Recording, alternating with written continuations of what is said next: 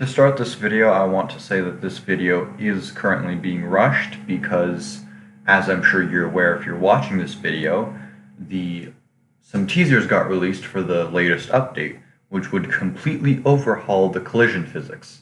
And because this project is heavily reliant on those collision physics, that's why I'm trying to get this out as early as possible.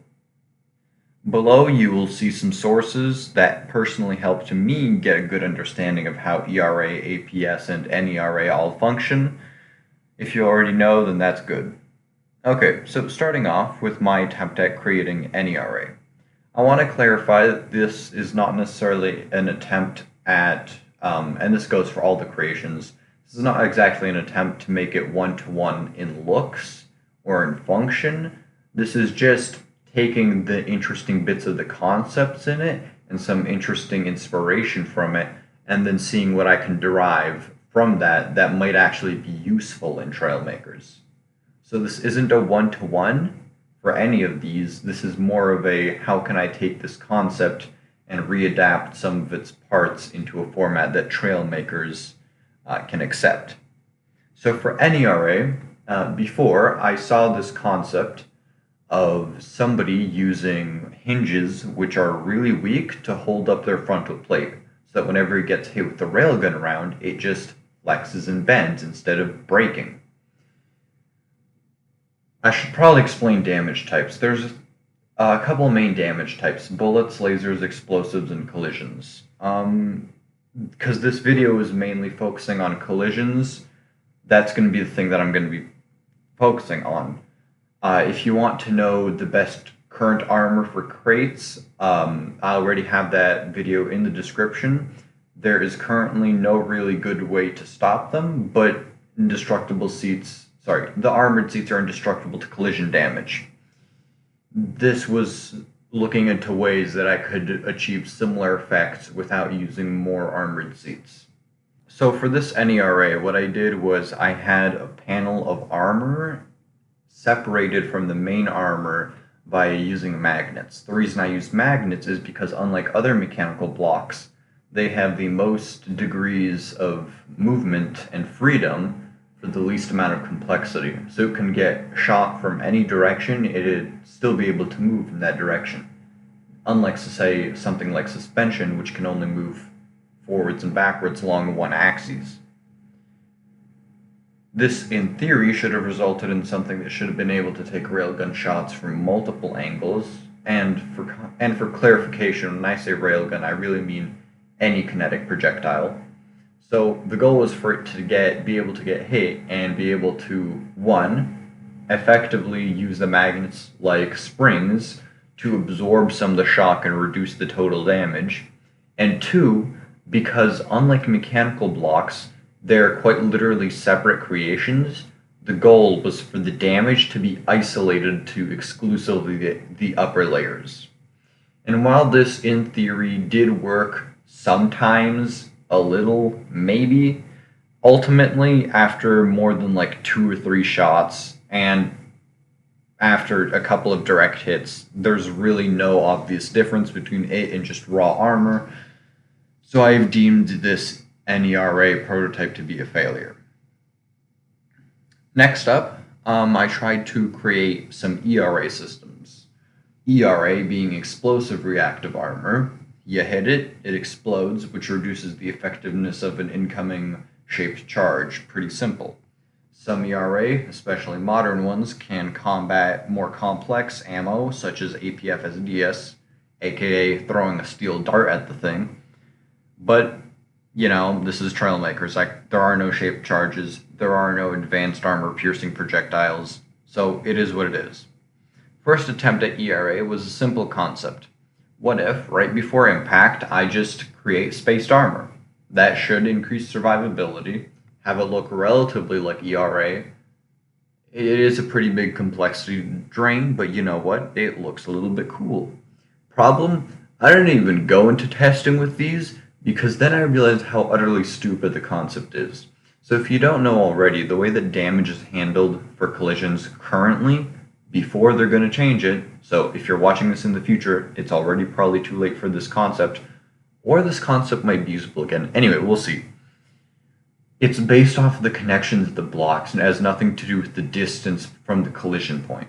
Basically, what this means is using pistons to shift stuff around isn't going to change much unless it's literally disconnected. That's the only option to reduce the collision spread, such as, for example, on my NERA. So this SRA, for lack of a better term, spaced reactive armor, ultimately was just a really, really bad idea since it was only really effective against explosive attacks, but because sensors can't detect conventional tank shots or cannon shots as a whole, that means they're only usable against missiles. And because missiles have a big blast radius, they're pretty much pointless. So yeah, overall, didn't even go into testing. Way too much complexity, way too little benefit. That's a flop. Then I thought, okay, what can I do to make this better? Long story short, I went through a lot of stuff. I concluded that there's really no way to counter crate cannons because the sheer kinetic energy of the crates. But the second most common type of dispenser weapon, snowballs, on the other hand, is actually quite easy to counter. Because it turns out, in the end, all you need to counter a snowball is to literally just shoot it. And so, I built my armor built around that concept. So, for testing, I should clarify I am using a custom-made lance, which is what I'm calling this small dart-like projectile. It is meant to be a stand-in for things that are railguns, kinetic missiles, and stuff in between. Basically, just chucking a block really fast. If I throw it against just pure layers of weight blocks, which is a pretty conventional armor, you can see that it can chunk massive sections of it, and it is almost as effective as a snowball launcher. So, the goal was to find a way to counter both snowballs and railguns or like missiles or kinetic things in a pretty reasonable way. The one common thing that all those have is that they can all be shot down. The problem is doing the shooting down, especially when auto-aim doesn't work on snowballs. So my conclusion was, again, going back to the concept of ERA, having simple, repeatable panels that I can layer over a creation from multiple angles, so then it will intercept the projectile right before impact. The result was BRA, Ballistic Reactive Armor. This was actually surprisingly effective. I mounted it on my mech immediately because, of course, I did. So now this mech has officially run 3 different unique armor types that have all been proven combat effective. 1, anchor pins. 2, using armored seats to stop crate cannons. Still probably the best thing at stopping crate cannons, honestly. And now 3, using BRA to stop railgun projectiles as well. The one problem with BRA is that it's really hard to intercept a railgun projectile. I have had times where it has completely vaporized my lance system, my lance projectile, right before impact, and it has worked well. Other times, however, especially if it's doing it at an angle, it cannot always intercept the railgun projectiles, or like the lance projectiles. So it needs to be aligned with the sensors so that it gets an early enough warning. A potential solution with this could be lasers because they travel faster and deal more damage, but I didn't have time to test this theory due to the fact that I'm rushing this and I haven't completed all the tests I would like. If you want to do your own tests, go ahead. All the links for all these creations are in the description and all of them will be titled accurately. And then, after I say all this, of course, it's all pointless because magnets can do the same thing but better.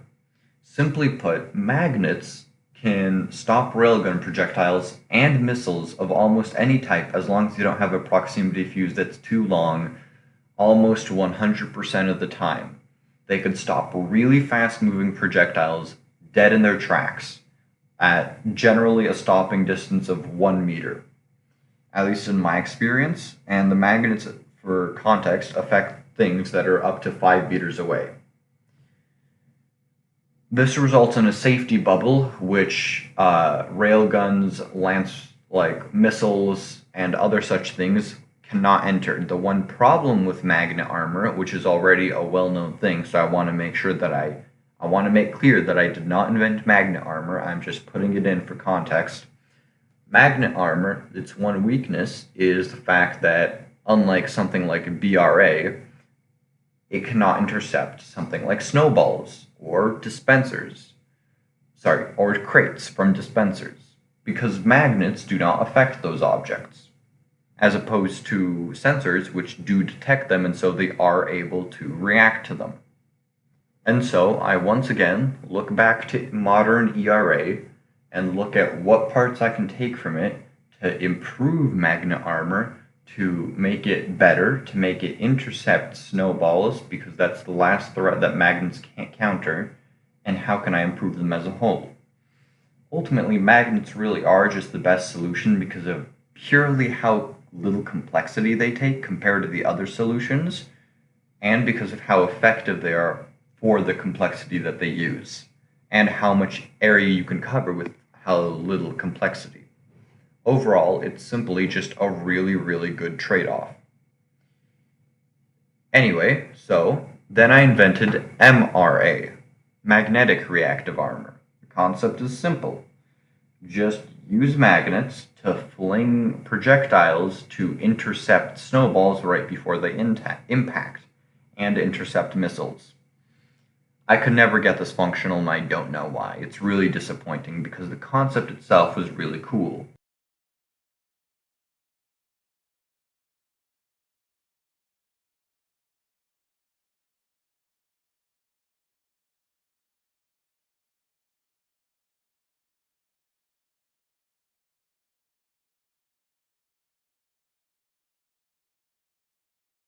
So many people actually think that the intercepting from the ERA happens because of the explosion, right?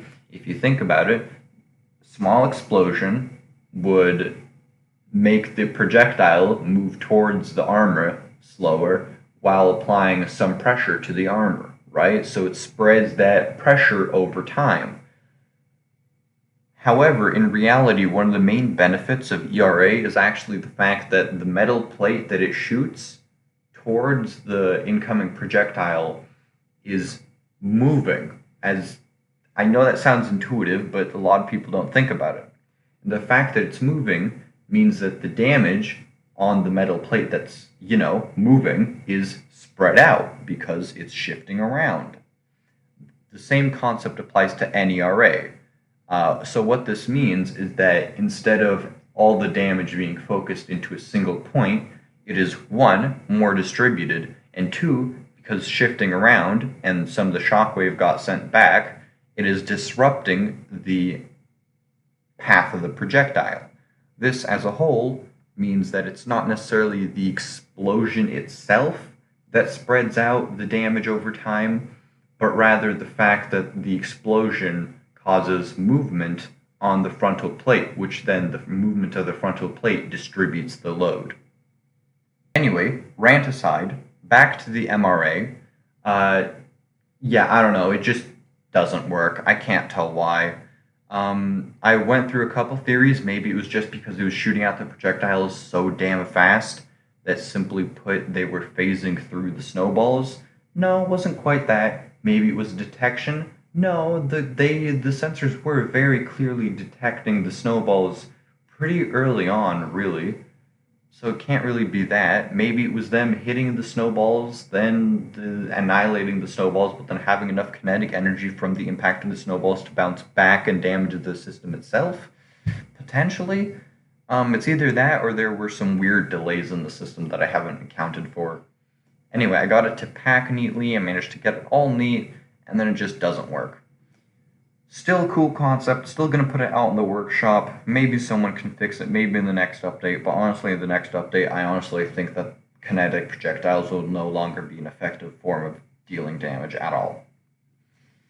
And so we come back to the final point of this video, APS, an active protection system, something that has the purpose of shooting projectiles right before they hit. Now, if you've watched some of my previous videos, I'm sure you'll also be aware of the video in which I made a really advanced sensor missile. The way that I did this, like how I did in other games, has consistently been just knowing how to use advanced search patterns, aka spinny. That's literally it. Making things spin around and oscillate back and forth is all you need for a good search pattern, and it increases effectiveness by a bunch. Try the same system, didn't work. Turns out trying to track something that has the area from the front of 2 studs by 2 studs is really damn hard, especially when you only have a second.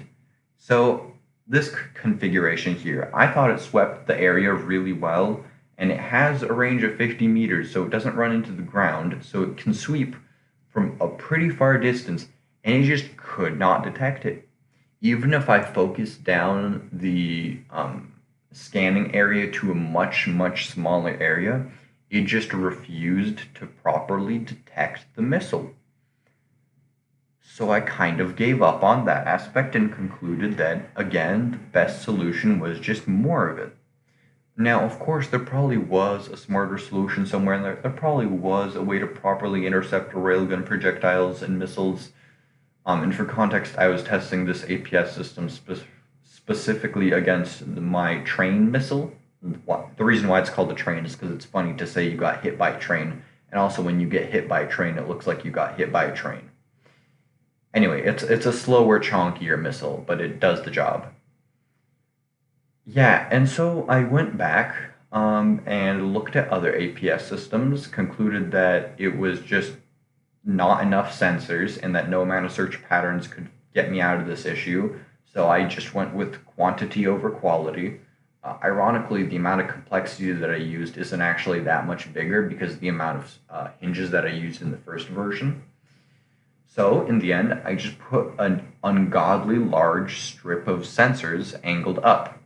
So whenever something was approaching, it would have to pass through that strip and hopefully if I'm lucky, set some of them off. In reality, the problem is I think that sensors only trigger like once per physics frame, which is once every 60 seconds about, give or take. If it was going as fast as, actually no, it could be, anyway, I don't know how sensors work. I probably should figure that out sometime. Anyway, it worked well enough. It does trigger and detect stuff coming from the front, and then all I had to do was link some guns to it, and oh wait, oh god, I just reinvented BRA again. So yeah, honestly, APS system, just use BRA. It has a higher chance of intercepting and intercepts more consistently and has better coverage and has better redundancy. Its only real problem is its complexity, but the thing is, for the aesthetic 1 by 2 by 2 panel, that takes 7 complexity. If you want the quote-unquote cheaper version, which has a coverage of 2 by 2, then that literally costs only 3 complexity, so it's actually cheap enough to be a viable, practical solution. So yeah, that's how I came up with my really deranged half APS inspired, half ERA inspired system that can intercept projectiles. So again, going over its statistics, it can intercept snowballs nearly 100% of the time. Oh, and here's me mounting it onto a tank. It can intercept snowballs nearly 100% of the time. It can intercept railgun projectiles and missiles only if they are properly aligned with the sensors and the sensors have a long enough viewing range. One of the problems with mounting it on a vehicle is that most of the time you have to angle it upwards by like 15 degrees or whatever to make sure it doesn't trigger on the ground. So you only really have 2 options. Mounting it forwards facing so it would be in line with the incoming railgun projectiles or missiles, but then you would have to reduce its range so that it doesn't trigger on every wall that you look at, or have it angled upwards so you can have a really, really long detection range, but it won't be in line with the incoming projectiles. Depending on terrain, depending on how much you value spamming bullets everywhere and other such things, it is possible to make it somewhat consistently intercept some types of missiles, which, all things considered, is a really good achievement. It's not perfect by any means, and chunky missiles can generally tank the bullets before they get destroyed. But if you swap them out with lasers and you're fighting against relatively weaker missiles, as a whole, really effective and really nice. So yeah, that's everything that I've made, but let's talk about the future first. So, I'm probably going to be remaking this video because the way I see it, collisions got changed, which means that snowballs and other dispenser weapons might finally be somewhat nerfed, and kinetic damage might not be as broken. This also means that all your previous impact-only missiles and railguns are now going to be drastically less effective from the new collision updates, which makes them even more impractical, sadly, as cool as they were, and they did actually have a niche, even though many people didn't use them. Sadly, they're probably going to go completely extinct after this because of the sheer impracticality of getting kills with them. So yeah, there is one last thing. So explosives are still effective. So missiles which have explosives on them, like TNT, will still always be effective. Simple as that. That's not going to change. TNT will be just as effective. I'm talking about purely kinetic impacts. They did also mention one small thing. All things that use power cores will now explode slightly. So engines, I'm assuming powered fins, I'm assuming thrusters, will now all detonate when they get destroyed. A small explosion. This means that having ERA that uses actual explosives will be somewhat practical. The problem with it before was simply too much self-damage. But this might actually be somewhat reasonable. And the second reason why I say that is because I honestly don't quite know what this could lead to, but it does have a lot of potential. Again, like I said, from advanced ERA to perhaps making railguns more customizable in different layers of explosions, so you don't have to go all kinetic or all explosive.